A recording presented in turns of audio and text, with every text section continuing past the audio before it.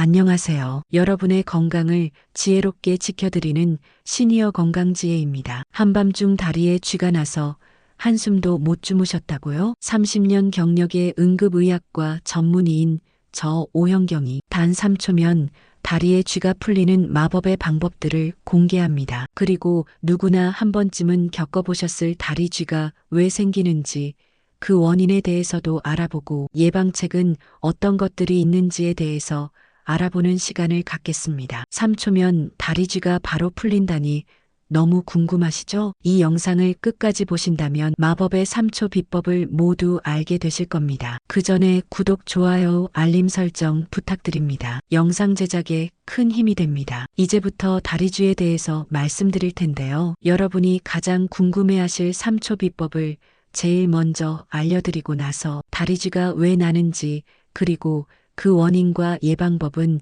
무엇들이 있는지에 대해 알려드리겠습니다. 그럼 3초 비법들은 무엇이 있는지 공개하겠습니다. 첫 번째, 딱 3초 발끝 몸쪽 당기기. 두 번째, 딱 3초 윗입술 중앙 꼬집기. 세 번째, 딱 3초 양릉천 눌러주기. 네 번째, 딱 3초 승산혈 지압하기. 이렇게만 말하면 어떻게 알아? 하시는 분들 많으시죠? 이제부터 3초 비법을 어떻게 적용하는지 상세히 알려드리겠습니다. 첫 번째, 딱 3초 동안 발끝 몸쪽으로 당기기. 최근에 주무시다가 다리에 쥐가 나서 비명을 지르며 깨신 분이 계신가요? 아니면 계단을 오르다가 움직이지 못할 만큼 종아리가 아프셔서 계단 난간을 붙잡고 옴짝달싹 못하신 적은요? 다리에 쥐가 났을 땐 정말 아무 생각도 안 나고 어서 이 통증이 가라앉기만을 기다리셨을 텐데요. 이때 딱 3초 발끝을 천천히 몸쪽으로 당기세요. 하나,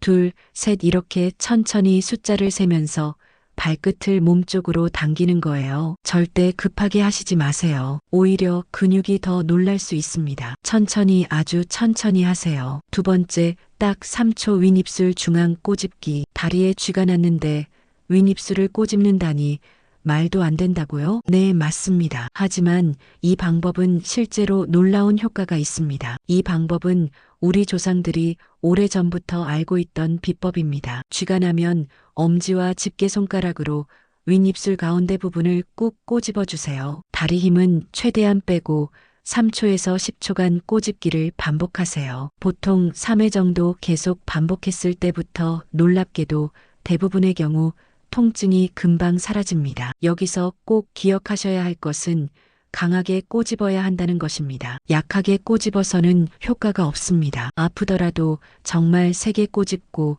잠시 쉬었다가 다시 꼬집는 것을 반복해 주세요. 90세가 넘으신 저희 어머니께서도 처음에는 그런 게 무슨 소용이 있겠나며 코웃음 치셨지만 실제로 어느 날 주무시다가 다리에 쥐가 났는데 제가 말씀드렸던 윗입술 꼬집기가 생각나서 한번 이 방법을 시도해 보시고 바로 쥐가 풀리셨다며 신기해 하셨습니다. 이제는 냉장고 문에도 침대 위 벽에도 쥐 날 때는 윗입술 꼬집기 세게 3초씩 3번이라고 메모를 붙여놓기까지 하셨습니다. 이 윗입술 꼬집기는 우리 조상들이 오래전부터 알고 있던 비법이라고 했는데 정말 우리 조상님들은 지혜롭기 그지없습니다. 그런데 어떻게 이 방법이 효과가 있는 걸까요? 이것은 자율신경계 반사로 설명됩니다. 입술 부위를 자극하면 우리 몸의 신경계가 다리 근육으로 보내는 경련 신호를 차단하는 효과가 있다고 합니다. 한의학에서는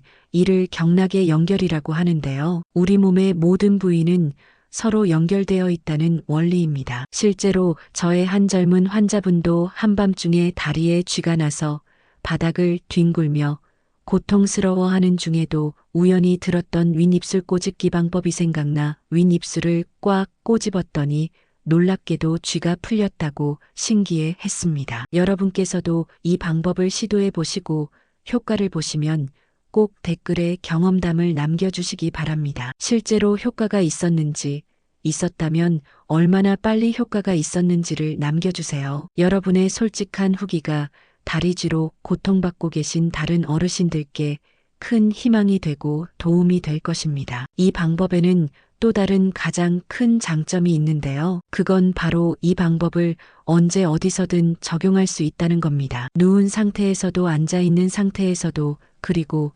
심지어 거동이 불편한 분들도 손쉽게 할 수 있습니다. 세 번째, 양릉천 눌러주기. 이 방법은 한의학에서 사용하는 방법을 빌려왔는데요. 한의학에서는 특정 혈자리를 자극해 쥐를 빠르게 풀어주는 방법이 있습니다. 여기서 알려드릴 첫 번째 혈자리는 바로 양릉천인데요. 종아리는 제2의 심장이라고도 불리는데 이 양릉천은 무릎 바깥쪽 바로 밑에 있는 살짝 움푹 들어간 곳입니다. 이곳을 엄지손가락으로 3초간 세게 눌러주면 근육 뭉침과 경련이 완화됩니다. 두 번째 혈자리는 중도혈입니다. 이 혈자리는 다리 안쪽 복숭아뼈 중간 지점과 무릎뼈 중간 지점 사이의 가운데에 위치합니다. 이곳을 3초간 세게 눌러주면 혈액순환이 촉진되어 쥐가 빨리 풀립니다. 이런 혈자리 지압법이 효과적인 이유는 무엇일까요? 우리 몸에 경락이 막히면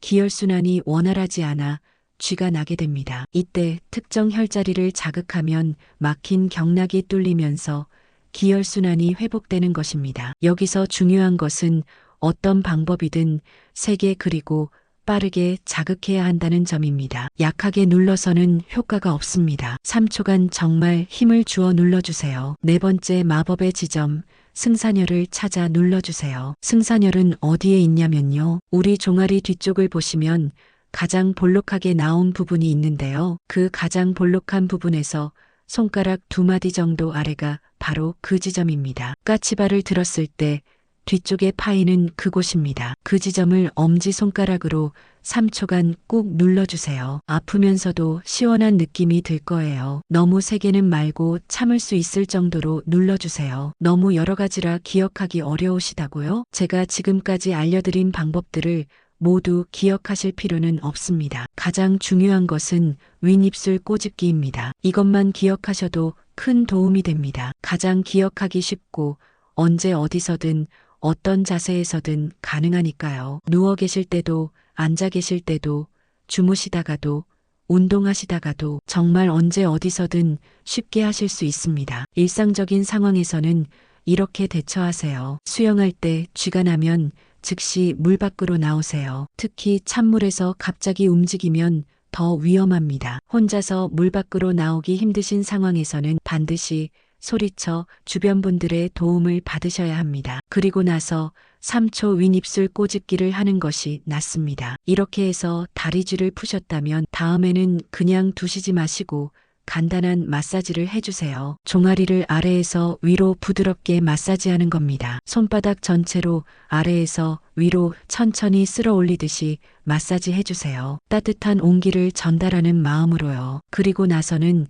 따뜻한 수건이나 핫팩을 쥐가 났던 부위에 10분에서 15분 올려두세요. 놀랐던 근육들이 가라앉습니다. 이렇게 하시면 한밤중에 갑자기 쥐가 나서 당황하는 일은 없을 겁니다. 우리는 이렇게 다리에 쥐가 났을 때 3초 만에 쥐가 풀리도록 하는 여러 방법들을 터득했습니다. 하지만 다리 쥐가 나서 겪는 고통은 다시 겪고 싶지 않으실 텐데요. 다시는 다리에 쥐가 나지 않도록 하는 예방법이 있다면 더 좋지 않을까요? 맞습니다. 우리가 다리에 쥐가 왜 나는지 그 원인을 잘 파악해서 미리 예방을 하면 자다가 다리에 쥐가 나서 고통에 몸부림치는 일은 다시는 일어나지 않을 겁니다. 그러면 지금부터 왜 다리에 쥐가 나는지 그리고 어떻게 하면 다리에 쥐 나는 걸 미연에 방지할 수 있는지에 대해 알아보겠습니다. 다리에 쥐가 나는 것을 예방하려면 우선 그 원인을 제대로 파악해야 하는데요. 그 원인에도 여러 가지가 있습니다. 한밤중 갑작스럽게 찾아오는 그 견딜 수 없는 고통의 다리쥐. 단순히 나이 때문이야 하고 넘기셨다면 그건 잘못된 생각입니다. 제가 진료실에서 만난 수천 명의 환자 중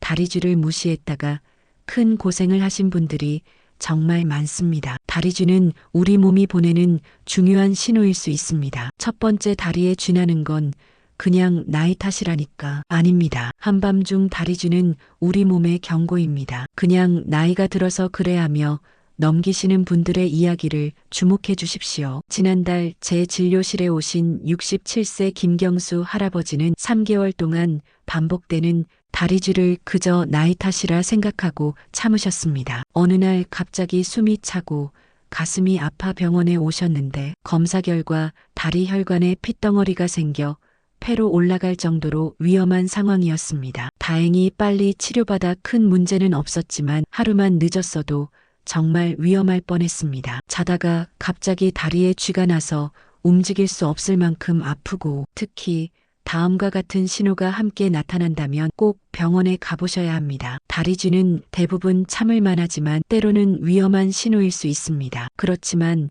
다리에 쥐가 났다고 해서 언제나 병원에 가야 하는 것은 아니고요. 다음 상황에서는 빨리 병원에 가셔야 합니다. 첫째, 한쪽 다리만 자꾸 붓고 열이 나면서 심한 통증이 있을 때입니다. 이런 증상은 다리 정맥의 피가 응어리졌을 가능성이 있습니다. 둘째, 다리 통증과 함께 갑자기 숨이 차거나 가슴이 아플 때입니다. 이미 응어리진 피가 폐로 이동했을 수 있어 매우 위험합니다. 셋째, 다리쥐와 함께 다리가 하얗게 변하고 차가워질 때입니다. 다리로 가는 혈관이 막혔을 가능성이 있습니다. 넷째, 다리 근육이 갑자기 약해지거나 감각이 둔해질 때입니다. 신경 손상이나 뇌 문제일 수 있습니다. 다섯째, 원인 모를 고열과 함께 다리 통증이 있을 때입니다. 심각한 감염일 수 있습니다. 이런 증상이 있다면 반드시 병원에서 혈액 검사와 혈관 검사를 받으셔야 합니다. 다리쥐 하나가 여러분의 심장 건강과 혈관 건강에 빨간 불을 켤 수 있습니다. 그냥 참지 마시고 원인을 찾아보세요. 두 번째, 그렇다면 다리쥐는 왜 생기는 건가요? 다리쥐가 생기는 원인은 여러 가지가 있습니다. 간단한 것부터 심각한 것까지 알기 쉽게 설명해 드리겠습니다. 1. 우리 몸의 미네랄 부족입니다. 우리 몸에 칼슘, 마그네슘, 칼륨 같은 미네랄이 부족하면 근육이 갑자기 뭉칩니다. 특히 여름철 에어컨 바람 속에서 땀을 많이 흘리고 물은 적게 마시는 분들 특히 조심하셔야 합니다. 2. 다리 혈관 문제입니다. 다리 정맥에 피덩어리가 생기면 처음에는 다리쥐와 비슷한 증상이 나타납니다. 하지만 방치하면 심각한 상황이 될 수 있어요. 오래 앉아 계시거나 비행기를 오래 타신 후 또는 수술 후 움직임이 적으신 분들이 위험합니다. 3. 다리로 가는 혈관이 좁아지는 문제입니다. 다리로 가는 혈관이 좁아지면 근육에 충분한 산소가 공급되지 않아 경련이 생깁니다. 담배 피우시는 분, 당뇨병이나 고혈압이 있으신 분들이 주의하셔야 합니다. 4. 허리 신경 압박입니다. 특히 허리 디스크가 있으신 분들은 한쪽 다리에만 계속 쥐가 날 수 있습니다. 허리 통증이 있으시면 더 주의하세요. 5. 혈액순환 부족입니다. 하루 종일 같은 자세로 앉아 계시거나 오래 서 계신 분들은 다리 혈액이 잘 순환되지 않아 쥐가 자주 납니다. 6. 신경 기능 저하입니다. 나이가 드시거나 당뇨병이 있으시면 다리 신경이 약해져 경련이 더 자주 일어납니다. 이렇게 다리쥐의 원인은 여러 가지입니다. 그럼 어떻게 이 고통에서 벗어날 수 있을까요? 그건 제가 앞에서 말씀드린 3초 비법들 중 하나를 실행하시면 됩니다. 여기서 잠깐 어떤 것들이 있었는지 복습하고 넘어갈까요? 첫 번째, 딱 3초 발끝 몸쪽 당기기. 두 번째,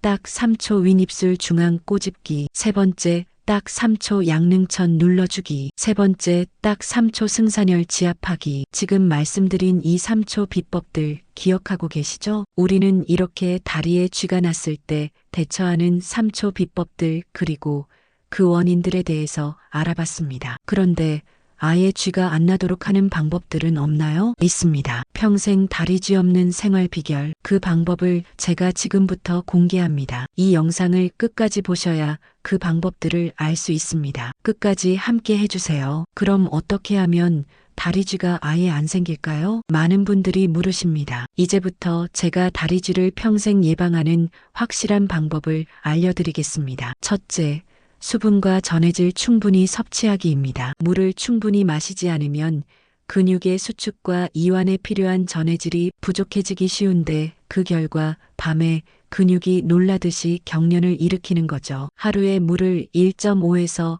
2리터 정도 천천히 나눠서 드시는 게 좋습니다. 아침에 일어났을 때 식사할 때, TV 광고 시간마다 한 컵씩 마시면 하루에 필요한 양을 쉽게 채울 수 있습니다. 주무시기 2시간 전부터는 조금씩 줄이시는 게 좋은데요. 그건 야간 배뇨를 줄이기 위함입니다. 그럼 물을 많이 마시면 되는 건가요? 아닙니다. 물만으로는 부족합니다. 물과 함께 전해질도 충분히 섭취해 주셔야 합니다. 전해질은 우리가 잘 알고 있는 바나나, 시금치, 감자, 유제품, 견과류 같은 음식들로 보충하시면 됩니다. 실제로 79세 유선아 할머니는 물을 많이 마셔도 다리쥐가 계속되었습니다. 그래서 매일 저녁 바나나 1개씩 드셨다고 합니다. 그랬더니 정말 밤에 쥐가 나는 일이 거의 사라졌어요 라고 하셨어요. 저녁에는 커피와 술은 절대 피하세요. 이런 음료는 몸의 수분을 빼앗아 밤중에 다리쥐가 생길 확률을 크게 높입니다. 특히 잠자기 4시간 전부터는 커피, 녹차, 술을 마시지 마세요. 2번째, 발꿈치 들기를 자주 하세요. 발 뒤꿈치 들기는 양치질할 때, TV 볼 때, 버스 기다릴 때 발 뒤꿈치를 살짝 들었다 내리는 간단한 동작만 해도 다리 근육이 튼튼해집니다. 그리고 일상생활에서 서 있는 시간이 생긴다면 그때마다 발꿈치 들기를 해주시면 좋습니다. 하루에 자투리 시간을 이용해 20번씩만 해도 효과가 있습니다. 75세 이춘수 할아버지는 이 운동을 6개월간 꾸준히 하신 후 다리 부종과 다리쥐가 완전히 사라졌습니다. 게다가 혈압까지 좋아지는 놀라운 효과를 경험하셨습니다. 3번째, 주무시기 전 간단한 스트레칭 5분입니다. 잠자리에 들기 전 5분간 가볍게 다리 스트레칭을 해보세요. 근육이 이완되고 혈액순환이 좋아져서 쥐 예방에 탁월한 효과가 있습니다. 제가 간단한 스트레칭을 알려드린다면 다음과 같습니다. 벽에 양손을 대고 섭니다. 그리고 한쪽 다리만 뒤로 쭉 뻗어 30초간 종아리를 늘려줍니다. 그리고 나서 다른 쪽 다리도 30초간 늘려줍니다. 의자에 앉아서 하는 스트레칭도 있습니다. 의자에 앉아 발끝을 천천히 몸쪽으로 당기기. 이것도 30초 동안 유지합니다. 침대에 누워서 발목을 시계 방향과 반시계 방향으로 각각 돌리는 스트레칭도 있습니다. 이런 간단한 동작만으로도 밤에 쥐나는 횟수가 뚝 떨어집니다. 넷째, 잠자기 전 우유 한 잔 마시기를 시도해 보세요. 잠자기 전 따뜻한 우유 한 잔에 꿀 반 스푼을 타서 드시면 근육 경련 예방에 큰 도움이 됩니다. 우유에는 칼슘과 마그네슘이 풍부하게 들어있어 다리쥐의 예방에 효과적입니다. 따뜻한 우유 한 잔은 숙면에도 도움이 됩니다. 5째, 오랫동안 같은 자세로 앉아 있거나 서 있지 않기입니다. 하루 종일 TV를 보거나 책을 읽느라 오랜 시간 같은 자세로 앉아 있거나 또는 장시간 서 있으면 다리에 피가 몰려서 경련을 유발할 수 있습니다. 그러나 어쩔 수 없이 오랫동안 앉아 있어야 한다면 1시간에 한 번씩이라도 일어나서 발 뒤꿈치 들기 운동을 꼭 하시기 바랍니다. 이 운동은 종아리 근육에 직접 자극을 줘서 혈액순환에 큰 도움이 됩니다. 6째, 아침 햇볕을 쬐세요. 매일 아침 10시 전후로 20분간 햇볕을 쬐면 몸에서 비타민 D가 만들어집니다.